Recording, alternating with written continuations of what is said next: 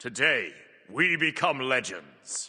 Today's Titan Talk was mostly Q&A, but we did get some important updates on systems coming to the game soon, as well as when we'll get to see the new movement overhaul and some other stuff. So without further ado, let's jump in. So first up, Kilgoon said that the patch OB8 showcase will be on Monday next week, showing off Kali in-game, as well as some new items and all the other stuff coming in OB8. So make sure to tune in on Monday. I'll subscribe here to catch my recaps as they go live. There were a few bug fixes that went live in the last few days. I'll list them all here. Pause the video if you want to read over all of these fixes.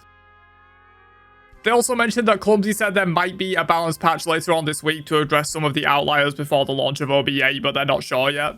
Someone asked about a no skins toggle that disables all skins for you personally, and Kilgoon said they won't ever do this because a large part of why people even buy skins in the first place is so that other people can see that they have them. If they made this available, people would buy skins at a massively lower rate, so it just wouldn't make sense for them to do so. There was a question about wind strikes being usable while crippled, and they said it probably should be affected by cripples, and they'll look into changing that. They also addressed the wind sprites are combat blink come again kind of complaints, and Kilgoon basically said the two things are quite a bit different because wind sprites are very predictable and you can know they are there and play around them, whereas the player with combat blink has complete control over when and where they combat blink. They did, however, say that they were testing and considering letting wind sprites stay open for a few seconds after use so you can follow people who use them for a brief time afterwards. They said they expect this change to be in OB8. They've also heard the feedback that there might be a little too many wind sprites all over the map, so they might be open to taking out a few of them. Hopefully the ones in the lanes, in my opinion. I don't think they belong in lanes whatsoever. Someone asked about buying prisms for legacy gems, and they said probably not, but they are considering other ways to unlock prisms for free, such as quests or challenges with the skin or god, for example. There was a question about if hood skins will return in Smite 2, and Kilgoon said they're probably the most expensive cosmetic for them to make, but theoretically, the new way the hood is set up would make it a little easier to do in UE5. They just aren't sure if they want to pull the trigger on hood skins at the moment due to the massive time and money investment in making them. They're also something that didn't sell amazingly well, probably due to it only showing for you personally and not others. They do expect to get to these at some point, just a matter of when they can find the time to invest into them. There was a question about advertising the game more, and Kilgoon went on a very long spiel about how targeted advertising is very important and they need to find the right people to advertise to that are the most likely to convert into Smite 2 players before spending a lot of their time and money on marketing. Someone asked if they could add a way to ping any of your ability cooldowns, not just your ultimate cooldown, and they said theoretically they could do this, but it's more so of an issue of how would console manage to do it. PC would be fine as you could just free mouse and click on your ability, but it would be very likely quite cumbersome on console to do this. Someone asked about them making so many skins for certain gods, and Kilgoon basically said they do make more skins for gods that sell more skins just because that makes sense from a business perspective. They do try to make skins for all gods eventually, but it's hard to justify making a skin for a god that takes longer to make and costs them more but sells for way less. They specifically mentioned that certain unpopular and hard gods to make skins for in Smite 1 like Fafnir would actually lose money on skins made for them, as in they'd cost more to make than they would make in sales. It's basically fan service at that point, and they do it. They feel like it is important, but it just only makes sense that they would make skins for popular gods more than for unpopular gods. Someone asked if they ever plan to speed up god releases again, and Kilgoon said maybe, but they feel like at the moment there are more pressing game-wide things that need their focus at the moment and will make a bigger difference to more people than solely focusing on gods. But they did say they could consider speeding up again once the core game is in a more complete state that they're happy with. There was a question about how long the beta will run for, and Kilgoon said they don't have a definite time frame on that, and they'll launch the game once they feel it's worthy of a full release. There will likely be a solid influx of new and returning players on the full release of the game, so they want the game to be in as good a state as possible before they launch out of beta fully. They also said they aren't planning a favor replacement currency to the game at the moment. They feel like wandering market coins and free god unlock tokens and that kind of stuff fill the place of favor quite well, and they always struggle to manage earn rates of favor and what it could be spent on, all that kind of stuff in Smite 1. There was a question about the supporter store and how it's looking in terms of revenue. They said it's pretty in line with their projections and they're reasonably happy with it. Someone asked for updates on the movement overhaul, and they said there was going to be a flash test going on for this right after today's show, so by the time this video goes out, the flash test will probably be live, so you can check that out. They said in a previous talk that they're hoping to get it pushed to live servers sometime during OB7, and if not, then it should launch with OB8. There was a question if there will be a refer a friend style system for Smite 2, and they said they're working on some tech for this in the background, but no ETA on when it will be available. But that's everything discussed on today's Titan Talk. A bit of a shorter recap today as there wasn't really much to showcase on today's show, just some interesting Q&A, but we'll have an exciting show on Monday with the patch OB8 overview, and they did mention they might be able to get a guest on for Friday's show. With that said though, don't forget to drop a like before you leave, and I'll catch you guys for another one later on.